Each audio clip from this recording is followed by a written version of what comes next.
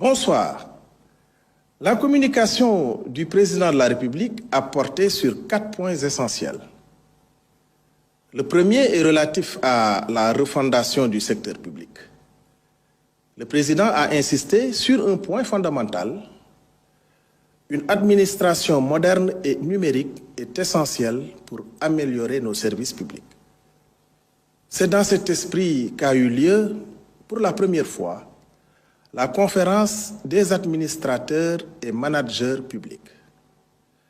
Cet événement inédit a réuni les dirigeants du secteur public pour réfléchir ensemble sur les voies et moyens de rendre nos administrations plus efficaces, proches des citoyens et capables de livrer des résultats concrets.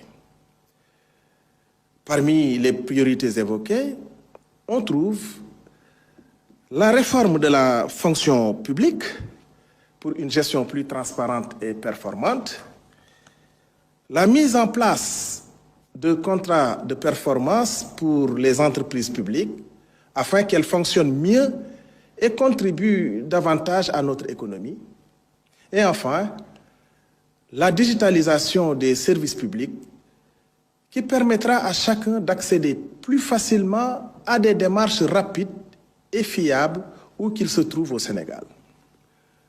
Puis, le président a abordé dans un deuxième point la question du développement du secteur privé. En effet, il s'agit d'un secteur qui joue un rôle central dans la création d'emplois et la croissance économique. Le président souhaite que ce secteur devienne un levier puissant pour notre développement. Pour cela, le gouvernement collabore avec les industriels et les investisseurs pour bâtir une politique adaptée aux réalités économiques d'aujourd'hui. Un moment fort de cette nouvelle dynamique sera le forum Invest in Sénégal qui se tiendra en avril. Cet événement permettra de montrer au monde entier que le Sénégal est une destination de choix pour les investissements. Notre ambition est de mobiliser 5 600 milliards de francs CFA des secteurs privés national et international entre 2025 et 2029 afin de financer des projets qui auront un impact direct sur nos vies.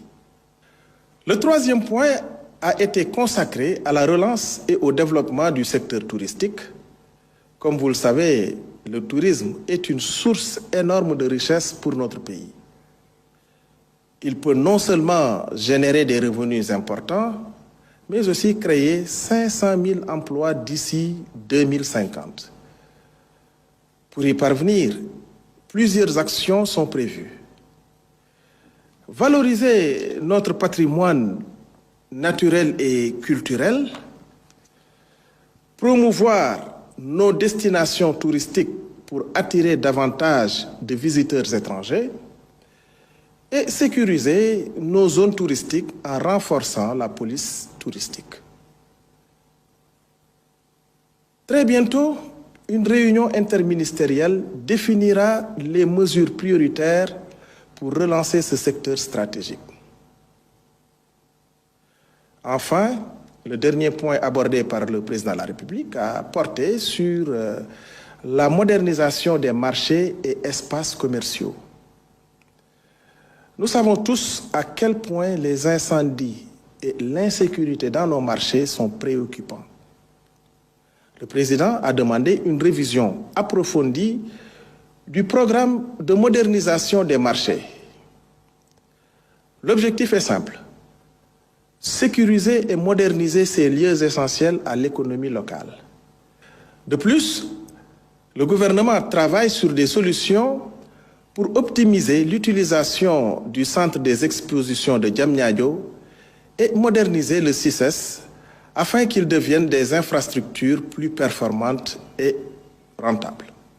Le Premier ministre, quant à lui, a abordé d'abord le plan quinquennal 2025-2029, à propos duquel il a insisté sur l'importance d'une bonne organisation pour garantir la réussite des projets et réformes visant à atteindre les objectifs de la vision Sénégal 2050.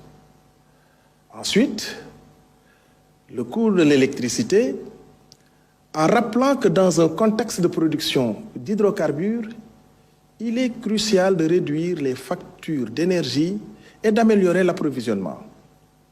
Un comité travaille activement pour proposer des solutions concrètes d'ici fin janvier. Le troisième point a porté sur la valorisation des ressources phosphatées.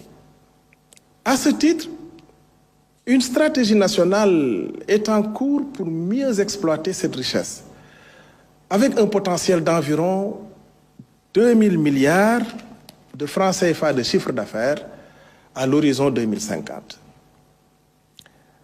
Il a terminé sur les problèmes d'Air Sénégal et d'AIBD SA.